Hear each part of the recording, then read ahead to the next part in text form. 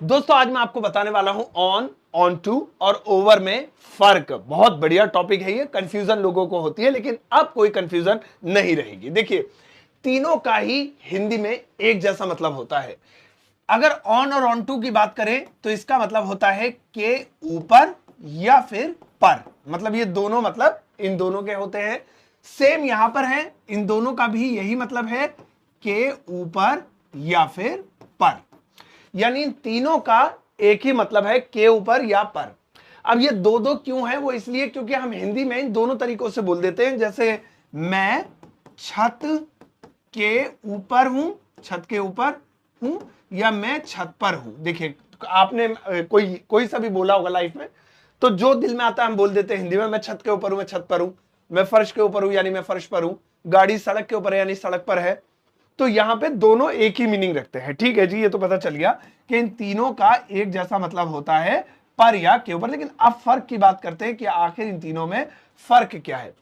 तो सबसे पहले अगर हम ऑन की बात करें तो कोई भी सरफेस है, कोई भी सरफेस, अगर उस सरफेस के ऊपर, गौर से सुनिएगा बहुत ज्यादा बढ़िया टॉपिक है ये, कोई भी एक सरफेस है, अगर उस सरफेस के ऊपर कोई ऑब्जेक्ट है और वो उससे टच हो रहा है, गौर से सुनिए, टच हो रहा है, तो यहां पर क्या दिख रहा है?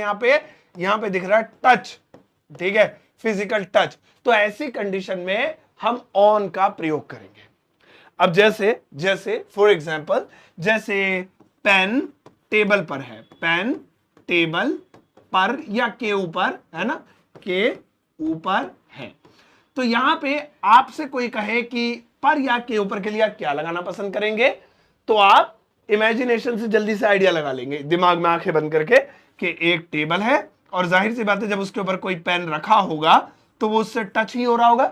ऐसा तो नहीं है कि वो टेबल नीचे रखी और वो हवा में पेन झूल रहा है, ऐसा तो नहीं होगा, टच ही हो रहा होगा। तो जैसे ही टच वाली सिचुएशन बन गई तो हमने क्या करा, हमने ऑन का प्रयोग कर दिया। तो आप बता सकते हैं इसमें ऑन आएगा, पेन टेबल पर है, the pen is on the table, on the table, ऐसे। ठीक है ना, जो पेन है वो टेबल के ऊपर है, तो ऑन का प्रयोग किया।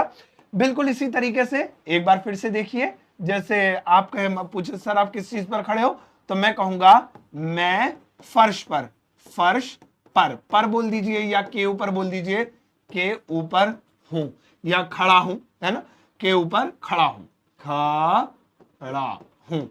अब यहां पर अगर मैं आपसे कहूं कि पर और के ऊपर के लिए आप क्या लगाना पसंद करेंगे, तो आप इमेजिन कर लीजिए ये फर्श है और अगर कोई व्यक्ति फर्श पर खड़ा होगा तो जाहिर सी बात है वो फर्श से फिजिकल टच कर रहा होगा। तो मैं इस वक्त फर्श पे हूं तो मेरे पैर फर्श से टच हो रहे हैं। अब आप ये मत सोचिएगा नहीं फर्श पर कुछ बिछा हो तो फर्श से कैसे टच होंगे, मतलब किसी भी तरीके से फर्श से टच हो रहे हैं, चाहे वो चादर के ऊपर खड़ा हूं मैं, चाहे वो किसी चीज के, वो एक तरह से फर्श पर जा रहा है जोर, जो ग्रेविटी, मेरा जो स्पर्श है वो फर्श से टच हो रहा है। मैं ग्रेविटी खामा खाई बोल गया कुछ और। ठीक है, तो अब यहां पे भी हम कहेंगे मैं फर्श पर हूं, आई एम खड़ा हूं, I am standing on the floor, on the floor.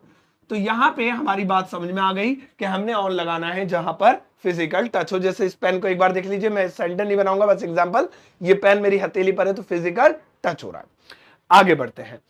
अब हम बात करते हैं कि सर यदि फिजिकल टच ना हो तो वो भी देख लेते हैं। कोई सरफेस है और कोई चीज उसके ऊपर है, लेकिन याद रखिएगा वो जो चीज है वो रुकी हुई होनी चाहिए। आपको पता है रुकी हुई को अंग्रेजी में स्टिल बोलते हैं, स्टिल होनी चाहिए। ठीक है ना, ठहरी हुई होनी चाहिए, स्टेशनरी होनी चाहिए, रुकी हुई होनी चाहिए। तो ऐसी कंडीशन में हम अपॉन का यूज करेंगे, जो कि इस चार्ट में नहीं है, मैं एडिशनल बता रहा हूं। अपॉन का यूज करेंगे। जैसे ये जो मेरा बोर्ड आप देख रहे हैं, डिजिटल बोर्ड, इसके ठीक ऊपर एक लाइट लगी हुई है। तो कहां है? ये बोर्ड है और फिर यहां पर एक गैप है, दीवार है, फिर यहां पर एक लाइट है। तो मतलब ऊपर तो है लेकिन बोर्ड से फिजिकल टच नहीं है। तो ऐसी कंडीशन में हम क्या करेंगे? अपॉन लगाएंगे। ऐसे ही एक सोफा पड़ा हुआ है और उस सोफे के ऊपर एक प्यारी सी पेंटिंग टंगी हुई है, तो लोग यहां बैठते हैं, लेकिन ये गैप है ना, स्पेस दिया हुआ है, तो ये क्या हो गया? अपॉन। तो फिजिकल टच हो तो ऑन, फिजिकल टच ना हो तो अपॉन। चलो आगे बढ़ते हैं। इन तीनों की हम बात कर रहे थे, फिलहाल हमने अपॉन थोड़ा सा एडिशनली ले लिया। अब हम बात करते हैं ऑन टू की। देखिए ऑन जैसा ही है लेकिन ऑन टू, इसमें क्या सीन है, इसमें सीन ये होगा कि किसी सरफेस के ऊपर कोई ऑब्जेक्ट रखा होगा, कोई भी सरफेस होगी और उस पर कोई ऑब्जेक्ट रखा होगा और फिर वो उस सरफेस से अपने से ऊपर वाली सरफेस पे जंप कर जाएगा, पहुंच जाएगा, कूद जाएगा यहां पर ऐसे। तो ये जो सर जब एक जगह से दूसरी जगह पे कोई चीज जाती है तो ऑन के बजाय ऑन टू का प्रयोग करते हैं, ठीक है। लेकिन शर्त क्या है, दोनों जगहों पे फिजिकल टच होना चाहिए। जब यहां थी यहां भी फिजिकल टच और कूद के गई तब भी फिजिकल टच, तो फिजिकल टच होना दोनों में अनिवार्य है। तो जैसे मैं यहां खड़ा था और मैं कूद के ये टेबल पे आ गया, ठीक है ना, तो नीचे से थोड़े ऊपर, चाहे जरा सा भी ऊपर हो, ऊपर आ गया थोड़ा सा। So I jumped on to the table, यानी कि मैंने टेबल पर जंप किया। अब आप कहेंगे सर अगर इसमें हम ऑन लगा दें तो क्या होगा, तो क्या होगा, एक ही सरफेस रह जाएगी, क्योंकि ऑन टू लगता है दो सरफेस के लिए, एक से दूसरी पर जंप करने के लिए। लेकिन जब हम एक ही जगह एक ही सरफेस पे जंप करते हैं, हाँ देखो सिंगल सरफेस है, तो यहां पे हम ऑन का प्रयोग करेंगे। जैसे ये पेन है, ये देखिए एक ही जगह जंप कर रहा है, so it's jumping on my palm, यानी कि मेरी हथेली पे जंप कर रहा है। लेकिन अचानक से जंप कर गया थोड़ी ऊंची जगह पे, तो जंप ऑन टू, है ना। तो ऑन और ऑन टू में ये बारीक फर्क है, ध्यान रखिएगा। आगे बढ़ते हैं, अब आता है ओवर। अब ओवर की सिचुएशन बड़ी मजेदार है। ओवर की सिचुएशन ये होगी कि नीचे कोई सरफेस है, जैसे यहां सरफेस बनी हुई है, मैं पहले क्या करता हूं, इसको इरेज कर लेता हूं, थोड़ा सा अच्छा लगेगा, खूबसूरत जरा देखने में। गौर से देखिएगा बच्चों, नीचे कोई सरफेस है, ब्लैक सरफेस बनाते हैं। अब नीचे कोई सरफेस है और उसके ऊपर कोई ऑब्जेक्ट है, उसके ऊपर कोई ऑब्जेक्ट है, तो वहां पे हम ओवर का यूज करेंगे। अब आप कहेंगे सर ये तो अपॉन हुआ ना, अभी आपने बताया था फिजिकल टच हो तो ऑन, फिजिकल टच ना हो तो अपॉन, तो ये ओवर कहां से आ गया।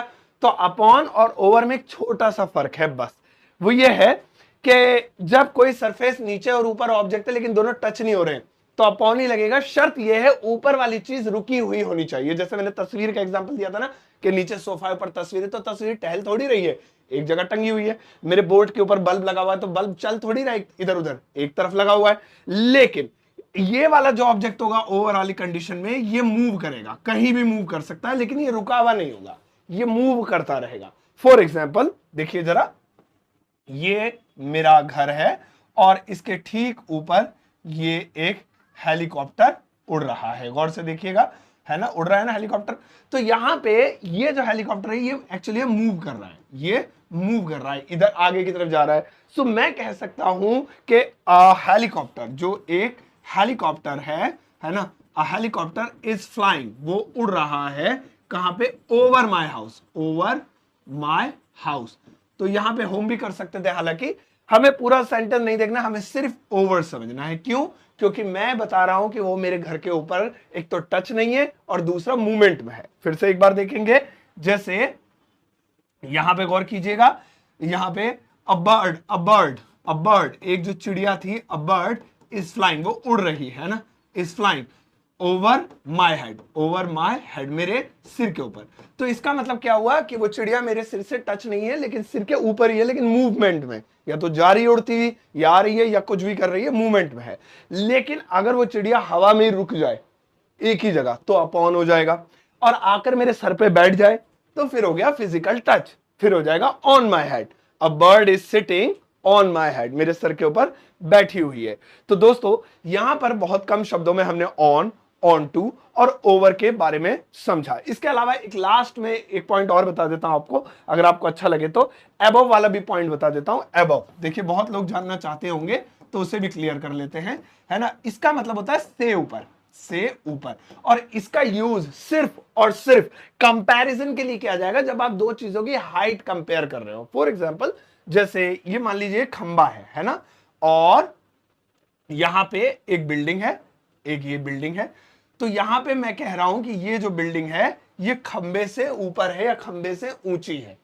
तो ऐसी कंडीशन में मैंने हाइट नापी है तो मैं कहूंगा अबव का यूज करूंगा। बिल्कुल ऐसे ही एक हेलीकॉप्टर उड़ रहा है, गौर से देखिएगा, मेरी ड्राइंग थोड़ी अच्छी नहीं है, बस मैं एग्जांपल दे रहा हूं। एक हेलीकॉप्टर है और यहां पर बादल है, ये रे बादल है, ब्लैक कर दिया, बताओ बादल है, तो मैं कहूंगा हेलीकॉप्टर बादलों से ऊपर उड़ रहा है, ठीक है ना। तो कंपेयर कर रहा हूं मैं, हाइट बता रहा हूं, तो मैं कहूंगा above the clouds, above the clouds, यानी कि क्लाउड से above है, ऊपर है।